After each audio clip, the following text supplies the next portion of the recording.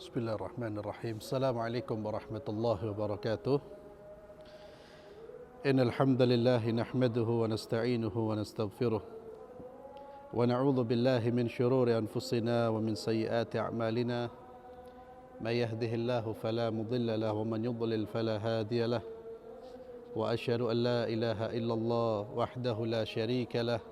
Wa asyhadu anna Muhammadan abduhu wa rasuluhu la nabiyya ba'da wa ba'd. Ikhwani wa akhwati fillah, azzallallahu wa iyyakum. Para hadirin, kita masih membahas tentang bab puasa.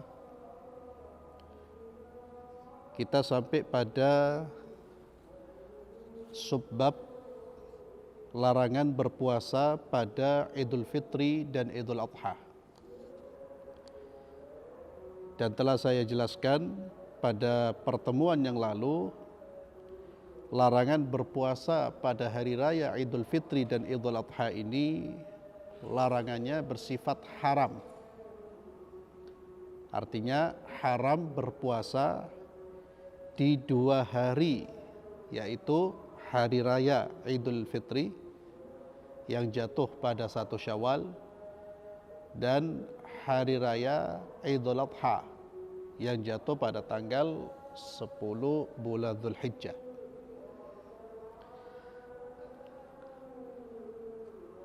Dua hari ini termasuk hari-hari yang diharamkan seseorang berpuasa. Kita telah membaca hadis yang ke-697, 698 yang berkaitan dengan larangan berpuasa pada hari Idul Fitri dan Idul Adha. Dan sekarang masuk pada hadis yang ke-699. Hadis ini juga merupakan hadis yang memperkuat larangan berpuasa di hari raya. Hadis Ibnu Umar radhiyallahu anha an Ziyad bin Jubair qala jaa rajulun ila Ibni Umar radhiyallahu anha faqala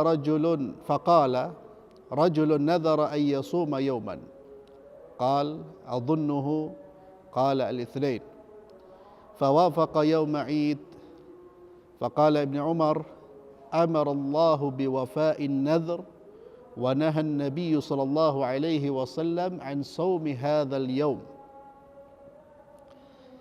Ibnu Umar radhiyallahu anhu, beliau meriwayatkan dari Ziyad bin Jubair, ia berkata, ada seorang lelaki yang datang menemui Ibnu Umar radhiyallahu anhuma. Ibnu Umar merupakan salah seorang sahabat Rasulullah sallallahu alaihi wasallam, salah satu dari ulama, salah seorang ulama dari kalangan sahabat. Dan Ibnu Umar termasuk putra dari Sayyidina Umar. Ada seorang laki-laki yang datang menemui Ibnu Umar radhiyallahu anhuma. Seraya berkata, ada seseorang yang bernazar akan melaksanakan puasa pada suatu hari. Aku menduga ia mengatakan hari Senin. Dan ternyata hari yang dinazarkan itu bertepatan dengan hari raya. Jadi seseorang bernazar untuk berpuasa. Disebutkan hari yang dia jadikan sebagai hari untuk berpuasa itu hari Senin. Dan hari Senin pada saat itu bertepatan dengan hari raya. Maka Ibnu Umar pun berkata, Allah Azza wa Jalla telah memerintahkan untuk menunaikan nazar. Menunaikan nazar itu wajib. Nazar adalah keinginan ya, atau mewajibkan diri untuk melakukan perbuatan-perbuatan baik. Ketika seorang mewajibkan dirinya dengan kata-kata saya bernazar atau dia niatkan saya bernazar, dan apa yang ingin dia lakukan adalah kebajikan, maka kebaikan itu wajib untuk ditunaikan karena nazarnya. Seorang muslim wajib menunaikan nazarnya. Ibnu Umar mengatakan nazar itu adalah kewajiban yang harus ditunaikan. Namun Nabi SAW melarang berpuasa pada hari raya ini. Di satu sisi ada satu kewajiban yang harus dia tunaikan, tapi di sisi lain ada larangan. Di sini Abdullah bin Umar tidak memberi jawaban yang jelas apakah nadarnya itu harus diganti di hari yang lain ataukah nadarnya itu gugur karena isi dari nadarnya tidak sesuai atau bertentangan dengan agama. Abdullah bin Umar tidak menjelaskan hal itu. Beliau hanya mengatakan bahwa nadar itu adalah ibadah yang wajib ditunaikan, namun hari Senin yang jatuh pada hari raya, hari Senin yang itu merupakan hari raya adalah hari tidak boleh seseorang untuk menunaikan nadar puasanya. Ya. Ini yang kemudian melahirkan beberapa pendapat. Ada yang berpendapat maksudnya Ibnu Umar itu lebih baik kamu ganti di hari lain. Ya. Tetap kamu tunaikan nadarmu, tapi jangan dikerjakan di hari Senin. Namun di hari selain hari Senin yang mana hari itu bertepatan dengan hari raya. Ya, ini riwayat yang menegaskan, yang menguatkan akan haramnya berpuasa di dua hari raya. Hari raya Idul Fitri maupun hari raya Idul Adha. Maka seorang muslim tidak boleh bernadar untuk berpuasa pada tanggal 1 Syawal. Ya. Atau dia bernadar untuk berpuasa pada tanggal 10 bulan Dzulhijjah. Itu tidak diperbolehkan.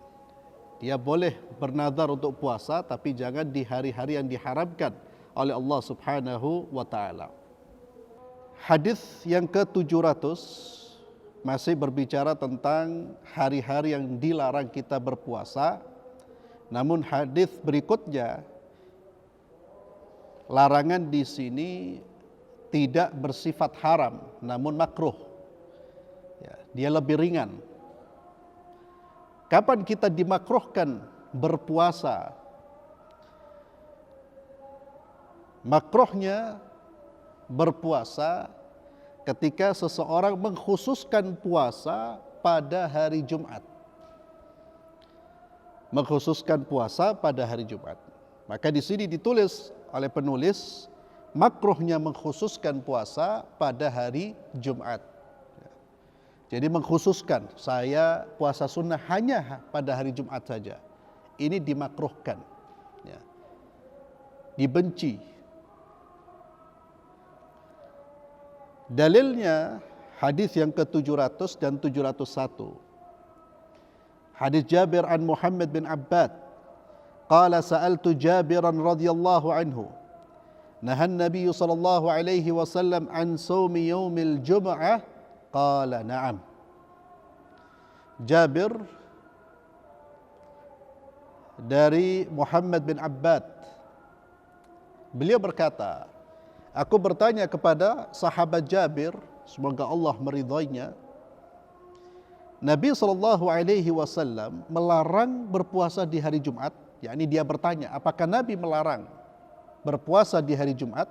Atau dia ingin memastikan, apakah betul ada larangan berpuasa di hari Jumat? Kata sahabat Jabir, na'am, iya. Ya, ada larangan puasa di hari Jumat. Kemudian hadis selanjutnya dari Abu Hurairah radhiyallahu anhu, beliau berkata, sami'tu an-nabiy sallallahu alaihi wasallam yaqul la yasumanna ahadukum yawmal jum'ati illa yawman qablahu aw ba'dahu. Abu Hurairah berkata, aku mendengar Nabi sallallahu alaihi wasallam beliau bersabda, janganlah salah seorang dari kalian berpuasa pada hari Jumat kecuali diikuti dengan satu hari sebelumnya atau satu hari setelahnya. Jadi hadis ini menegaskan bahwa larangan itu jika kita mengkhususkan, ya, mengkhususkan puasa pada hari Jumat. Kata Nabi, janganlah salah seorang dari kalian berpuasa pada hari Jumat kecuali diikuti dengan satu hari sebelum atau sesudahnya. Oleh karena itu, ketika kita ingin berpuasa ya, di hari Jumat, berpuasalah sebelum hari Jumat yaitu hari Kamis, atau iringi puasa hari Jumat dengan puasa di hari Sabtu. Kecuali ikhwani wa akhwati fillah azzallahu wa iyyakum, tidak dimakruhkan berpuasa hanya di hari Jumat ketika hari Jumat itu bertepatan dengan puasa-puasa sunnah yang biasa kita lakukan. Maka kemakruhannya itu hilang. Contohnya ketika hari Jumat itu adalah hari jatuhnya puasa Arafah, tanggal 9 bulan Dzulhijjah. 9 bulan Dzulhijjah jatuhnya di hari Jumat. Maka seseorang muslim boleh berpuasa pada hari Jumat. Bukan karena Jumatnya, tapi karena tanggal 9 bulan Dzulhijjahnya. Bukan karena Jumatnya, tapi karena puasa Arafahnya.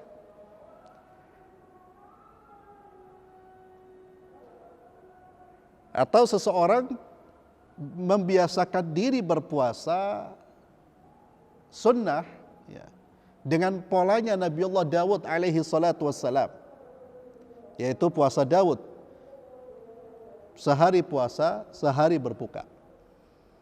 Kebetulan di hari Kamis dia berbuka. Hari Jumat bertepatan waktu untuk berpuasa. Sabtu dia berbuka. Ini juga tidak mengapa, tidak makruh. Jadi kemakruhannya itu, kemakruhan berpuasa di hari Jumat ketika seseorang meniatkan puasa khusus karena Jumatnya itu. Ini dimakruhkan.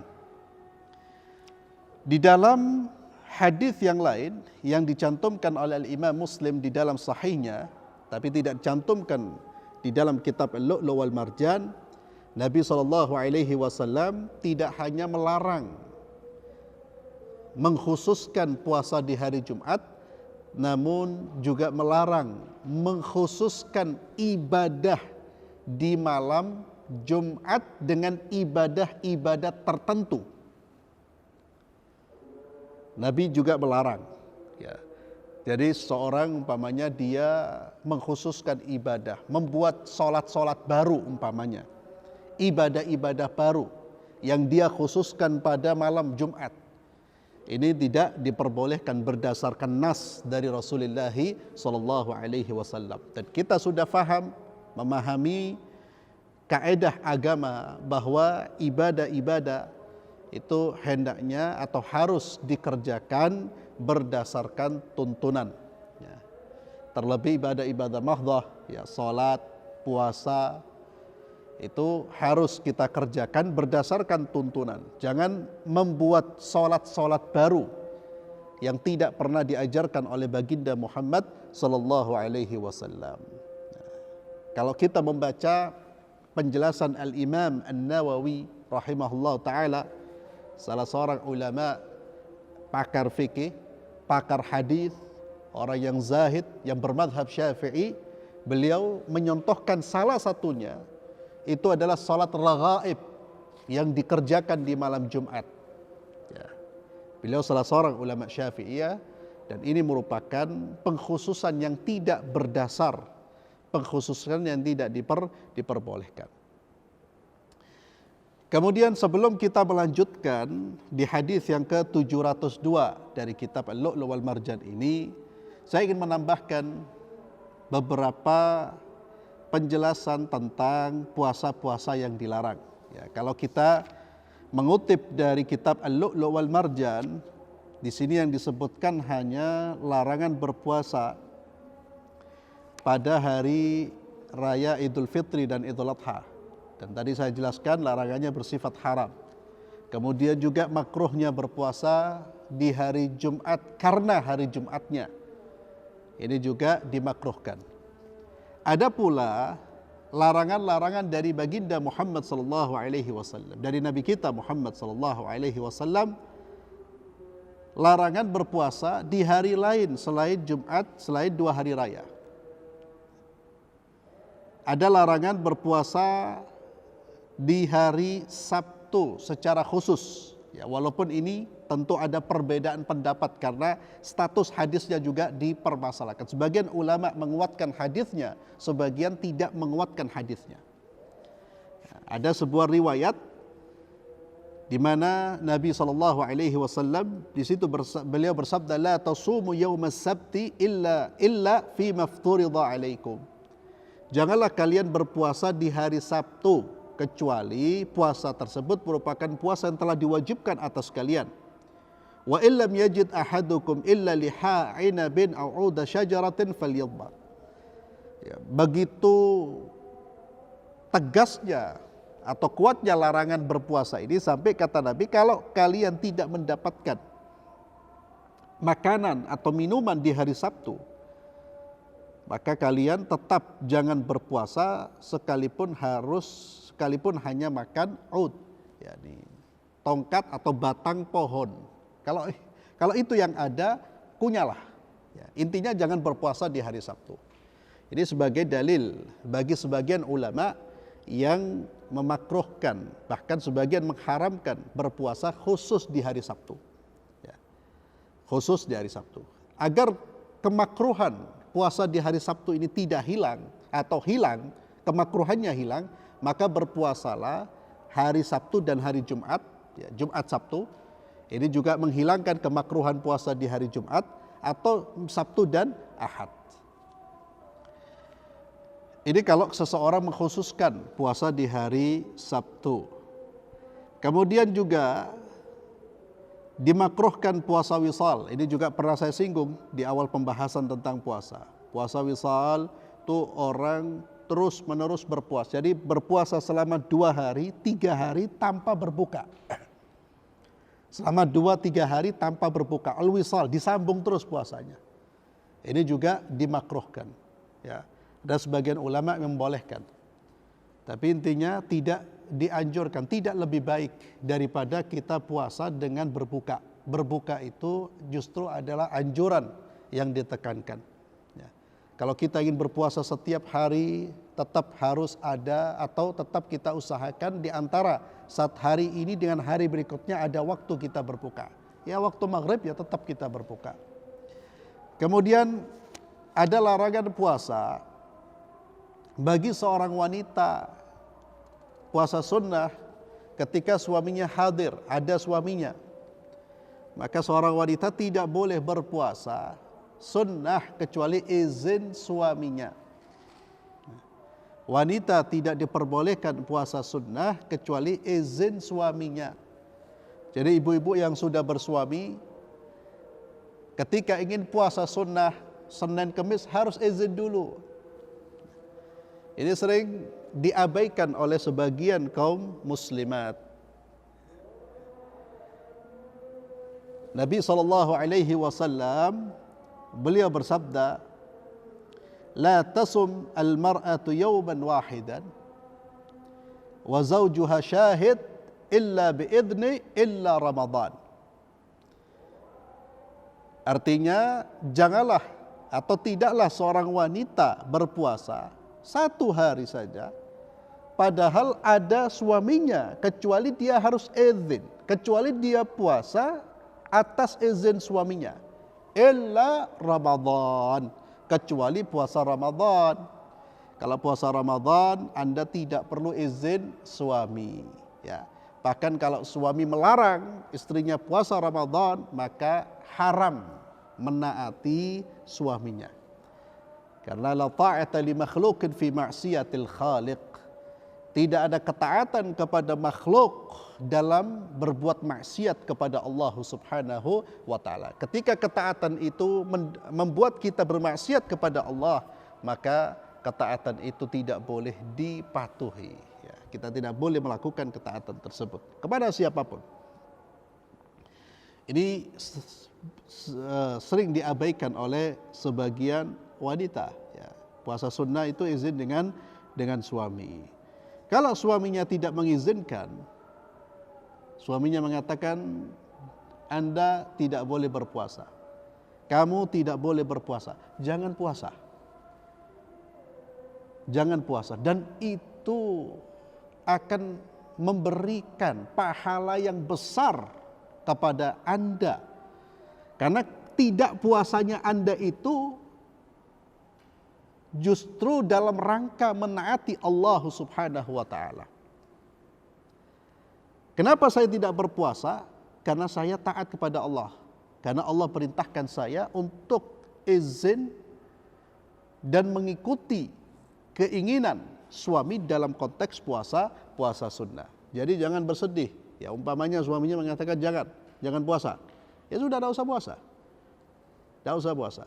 Kita tetap mendapatkan, atau antum seorang wanita tetap mendapatkan pahala. Ya, karena ibadah itu, para ikhwani wa akhwati fillah azzallahu wa iyyakum, ibadah itu adalah ketaatan kepada Allah dan Rasulnya. Puasa kita, sholat kita itu wadah, sarana.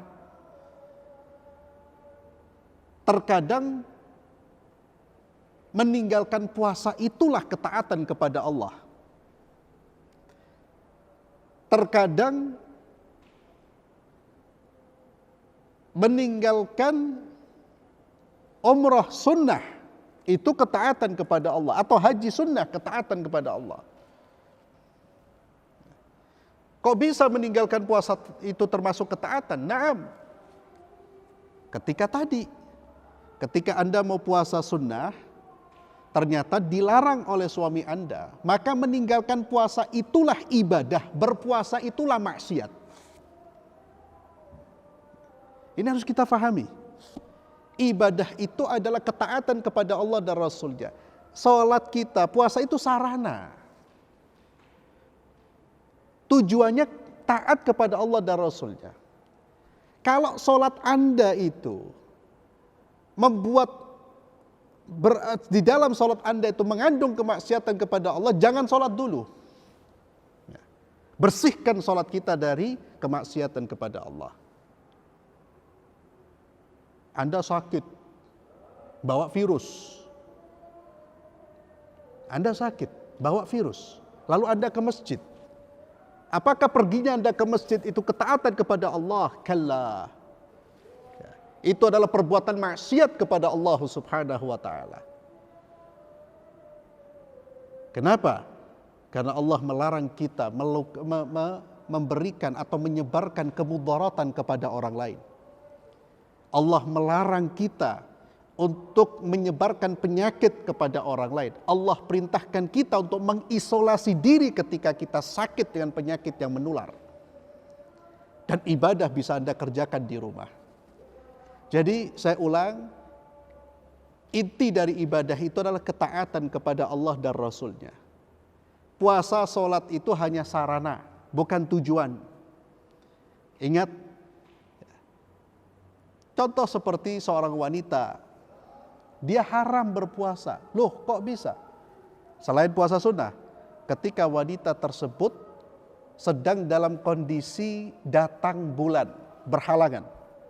Wanita haid itu kalau dia nekat puasa Ramadan, bukan dapat pahala, dia dapat dosa. Loh, kok bisa saya puasa dapat dosa? Naam, karena Anda tidak taat kepada Allah dan Rasulnya. Karena pada saat itu sarana Anda taat kepada Allah dan Rasulnya bukan berpuasa. Tapi pada saat itu sarana Anda taat kepada Allah dan Rasulnya itu adalah dengan tidak berpuasa. Kenapa? Karena Allah melarang Anda berpuasa. Jadi jangan nekat. Jadi jangan mengatakan bahwa puasa sholat itu tujuan. Tujuannya adalah taat kepada Allah dan Rasulnya. Ini bisa menjadi jawaban dari kegelisahan sebagian saudara-saudara kita ketika dia tidak bisa berpuasa di bulan Ramadan karena haid.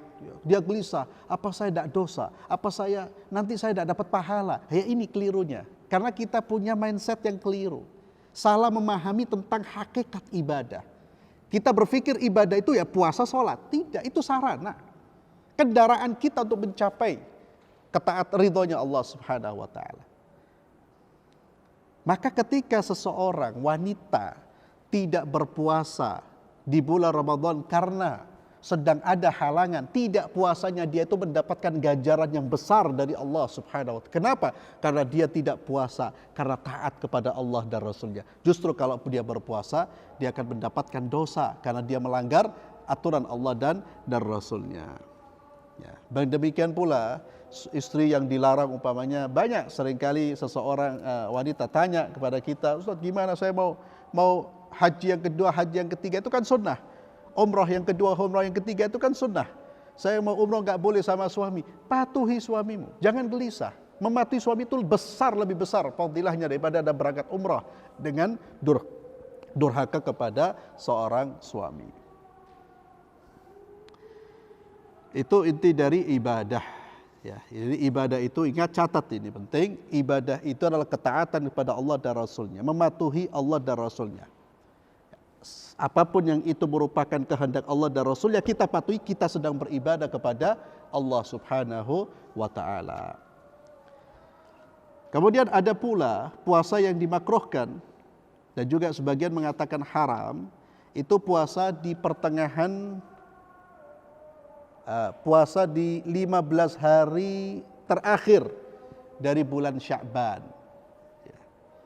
Dari bulan Sya'ban bagi orang-orang yang sebelumnya belum melaksanakan atau tidak terbiasa melaksanakan puasa sunnah. Ya, Nabi SAW beliau bersabda, "Idzan tasafa Sya'banu fala tasumu." Jika bulan Sya'ban sudah masuk pada bagian pertengahan yang kedua, maka janganlah kalian berpuasa. Ya. Ini tentu bagi orang-orang yang tidak punya kebiasaan puasa sunnah. Tapi kalau orang terbiasa dengan puasa sunnah, umpamanya Senin Kamis, dia puasa Senin Kamis, maka di bulan Sya'ban itu dia dianjurkan untuk terus berpuasa sekalipun menjelang bulan Ramadan. Itu diantara puasa-puasa yang tidak dianjurkan atau yang bersifat makruh bahkan haram. Ya. Tapi yang paling tegas itu puasa hari raya, itu diharamkan kita berpuasa. Demikian pula ikhwani wa akhwati fillah azzalallahu wa iyyakum, kita juga dilarang berpuasa di hari-hari tasyrik. Kita dilarang berpuasa di hari-hari tasyrik. Kapan hari-hari tasyrik itu? Tanggal 11 bulan Dzulhijjah, tanggal 12 bulan Dzulhijjah, tanggal 13 bulan Dzulhijjah. Jadi kalau kita rangkum atau simpulkan, di bulan Dzulhijjah itu haram berpuasa tanggal 10, 11, 12, 13. Ya. Itu tidak diperbolehkan berpuasa. Nabi SAW beliau bersabda, ayyamut tasyrik ayyamu aklin wa syurbin. Hari-hari tasyrik itu adalah hari-hari kita makan dan hari-hari kita minum.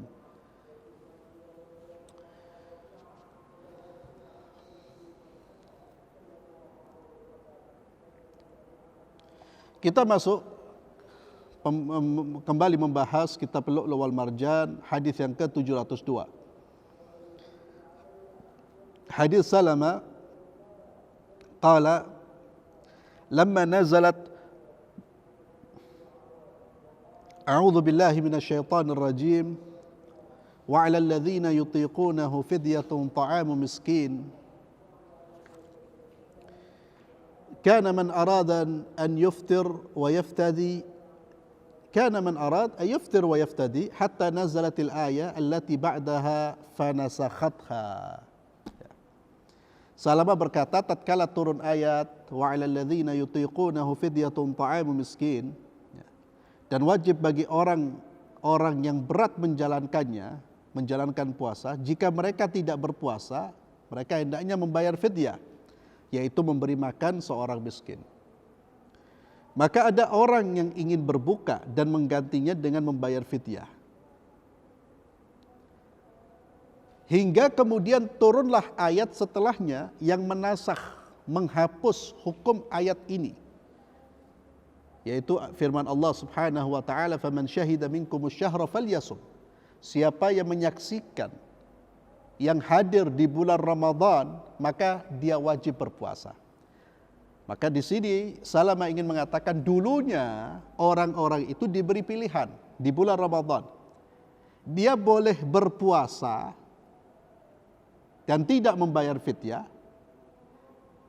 Dia juga diberi pilihan tidak berpuasa tapi membayar fidyah. Ini di awal-awal. Kemudian turun firman Allah, barang siapa yang menyaksikan bulan Ramadan hendaknya dia berpuasa. Maka ayat ini memberikan kewajiban bagi setiap muslim dan muslimah untuk berpuasa jika terpenuhi syarat-syaratnya. Berpuasa di bulan Ramadan. Jadi di awal-awal itu masih diberi pilihan. Kemudian hadis yang ke-703 dari hadis Aisyah radhiyallahu anha tentang mengqadha puasa Ramadan. Ya, jadi di sini disebutkan bolehnya mengqadha puasa Ramadan atau mengqadha puasa Ramadan pada bulan Sya'ban. Artinya seseorang boleh mengganti atau membayar hutang puasa Ramadannya itu sampai bulan Sya'ban berikutnya. Itu diperbolehkan. Jadi membayar hutang puasa tidak diwajibkan dengan segera. Tidak diwajibkan dibayar segera. Namun dianjurkan. Dianjurkan seseorang itu membayar dengan segera. Dikhawatirkan apa? Dikhawatirkan usianya tidak sampai ke bulan berikutnya. Dikhawatirkan dia meninggal, dia belum bayar utang puasanya. Hadis Aisyah radhiyallahu anha, beliau berkata, "Kana yakunu alayya shaumu min Ramadan, fama astati'u an aqdiya illa fi Sya'ban."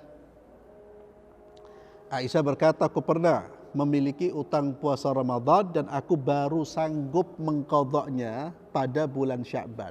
Ya. Bulan yang datang sebelum Ramadan berikutnya.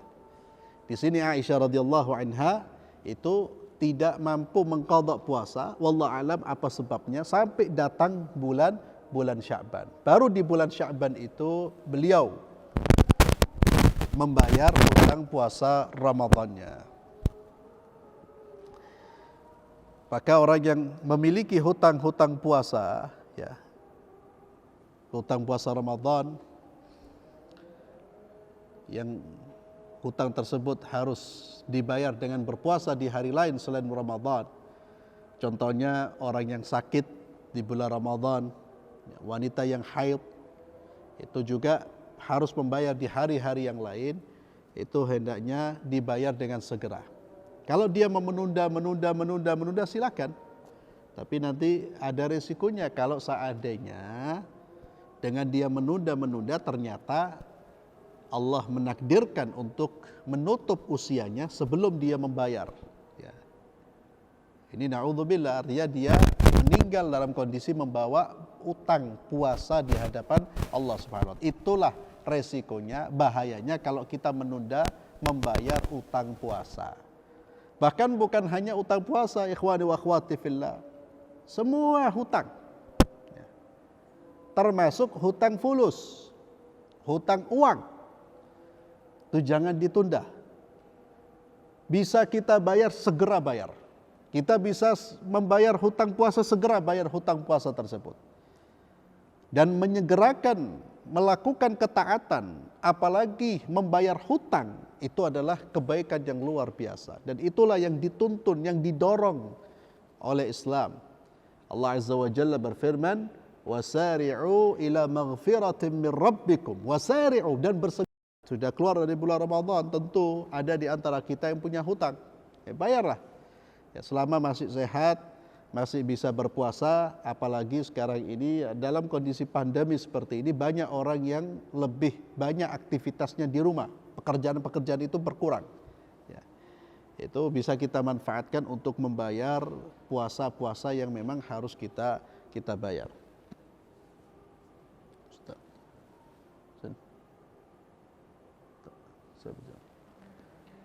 Hah? Nah. Kemudian hadis berikutnya dari Aisyah radhiyallahu anha, anna Rasulullah sallallahu alaihi wasallam qaal, Nabi sallallahu alaihi wasallam beliau bersabda, man mata wa alaihi siyam sama anhu waliyuhu. Aisyah meriwayatkan bahwa Rasulullah bersabda, barang siapa yang meninggal dunia dan memiliki utang puasa, maka walinya berpuasa untuknya. Maka walinya berpuasa untuknya. Orang yang meninggal, dia punya utang puasa, dianjurkan bagi walinya itu ya kerabatnya, ahli warisnya, untuk mempuasakan mayit ini. Dianjurkan, disunahkan. Mayoritas para ulama menghukumi perintah dalam hadis ini atau keterangan dalam hadis ini sebagai anjuran, bukan kewajiban. Artinya walinya, ahli warisnya tidak ada kewajiban untuk mempuasakan saudaranya yang sudah meninggal dan masih punya hutang puasa, tapi dianjurkan. Namun anjuran di dalam hadis ini bagi orang-orang yang belum sempat membayar hutangnya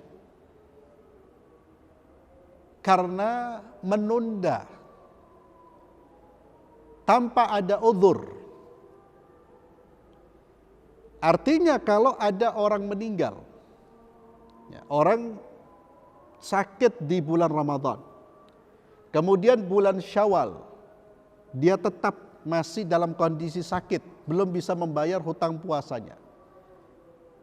Ternyata dalam kondisi sakit, dia belum bisa membayar hutang puasanya, ternyata dia meninggal. Meninggal dalam kondisi sakit, dalam kondisi belum sempat membayar hutang puasanya, maka walinya, ahli warisnya tidak perlu mempuasakan. Karena orang ini ada uzur. Uzur tidak mampu membayar hutang. Jadi hadis ini dalam konteks orang yang meninggalkan hutang puasa tanpa ada uzur. Tanpa ada uzur, ya. Dia tidak puasa di bulan Ramadan, sakit.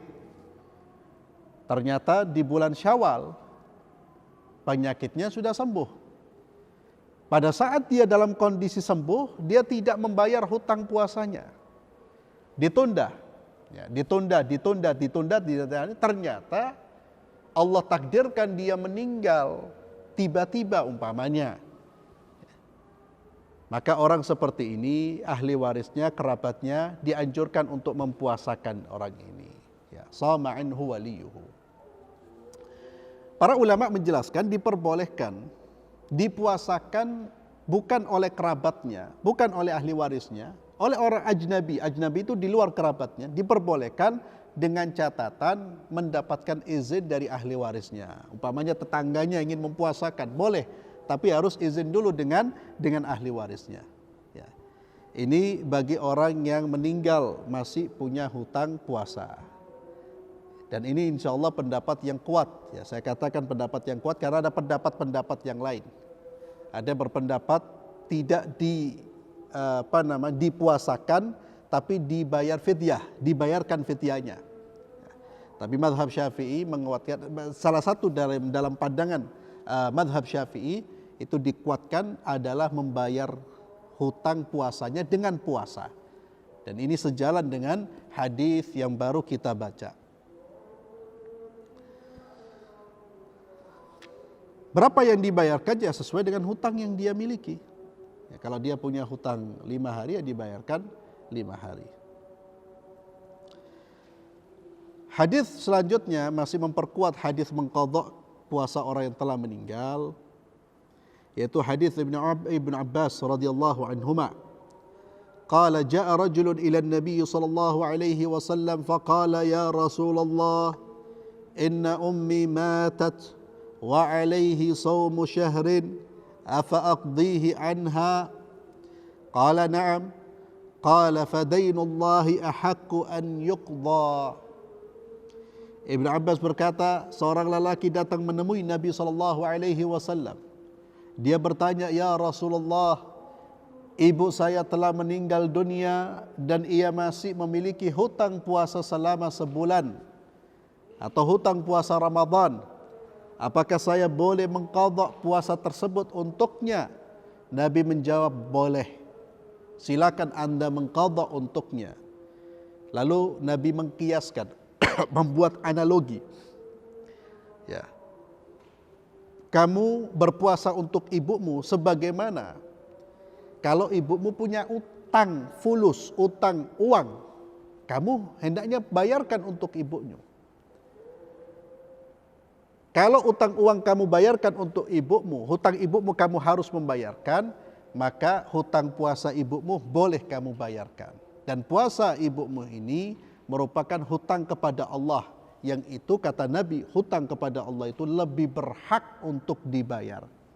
Kalau hutang kepada manusia aja Anda harus bayar, apalagi hutang kepada Allah Subhanahu wa taala. Namun tetap para ulama mengatakan bahwa ini adalah anjuran, ya. Anjuran karena seseorang itu atau seseorang itu dia diperbolehkan untuk membayar hutang atau membayar puasa, ibadah puasa. Ya. Namun kalau ibadah sholat tidak ada tuntunannya. Anda membayarkan utang sholatnya, karena sholat itu tidak boleh ada utang. Ya. Entah dia tidak sholat karena ada uzur, karena kalau dia ada uzur untuk tidak sholat ya sudah. Nah, seperti wanita haid, itu dia tidak diperbolehkan sholat. Selesai dia suci, dia tidak perlu membayar atau mengqadha. Karena ketika dia tidak sholatnya itu tidak dalam bentuk hutang. Beda dengan puasa.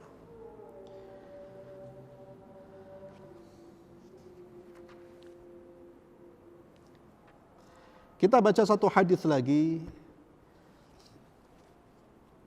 Orang yang berpuasa harus menjaga lidah. Ya, ini diantara adab-adab kita berpuasa. Dan ingat, ikhwani wa akhwati fillah azzallahu ayyakum, bahwa tujuan dari berpuasa adalah mengontrol hawa nafsu, mengontrol diri, mengontrol nafsu kita agar bisa terkendali dan dikendalikan di jalan Allah Subhanahu wa taala. Kita belajar mengendalikan diri. Itu tujuan puasa kita.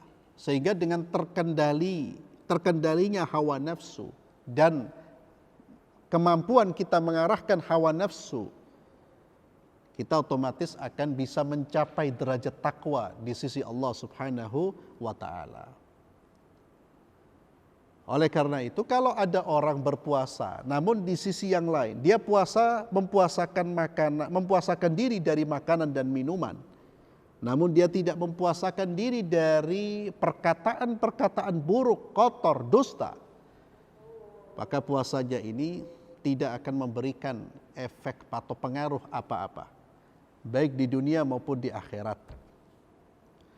Ya, kita simak hadis dari Abu Hurairah radhiyallahu anhu bahwa Rasulullah sallallahu alaihi wasallam beliau bersabda, "As-siyamu junnah." Kata Nabi, puasa itu adalah perisai. Junnah, perisai. Perisai dari apa? Dari perbuatan maksiat yang menyebabkan maksiat itu yang menyebabkan manusia masuk ke dalam api neraka. Dan juga perisai dari syahwat. Junnah. Ada pula yang menjelaskan makna ini bahwa puasa itu perisai dari api neraka. Artinya orang yang berpuasa dengan betul-betul dia akan terhindar dari jilatan api neraka. Fala yarfuth wala yajhal. Kata Nabi, kalau kamu berpuasa, maka janganlah mengeluarkan kata-kata kotor, kata-kata jorok, caci makian, rafath. Dan jangan pula mengeluarkan kata-kata yang tidak benar, khilafus shawab. Perkataan bohong. Intinya, jangan mengeluarkan kata-kata yang tidak baik.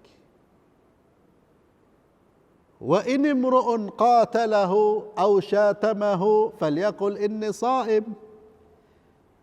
Bahkan kalau kamu diajak tukaran, diajak bertengkar, diajak tarung, atau kamu dicaci maki sama orang, jangan dibalas, jangan ditanggapi, jangan direspon dengan sikap yang sama. Tapi responlah dengan mengatakan inni shaim, saya puasa. Kata-kata inni shaim, saya puasa ini, sebagian ulama mengatakan perkataan inni shaim itu diperintahkan untuk diucapkan kepada orang yang mengajak kita bertengkar atau mencaci maki kita. Ada ulama yang mengatakan inni shaim itu adalah kata-kata yang kita ucapkan untuk diri kita, agar kita mampu menahan diri untuk pengingat, aku puasa, aku puasa. Saya harus bisa menahan diri. Karena memang shaim, siap.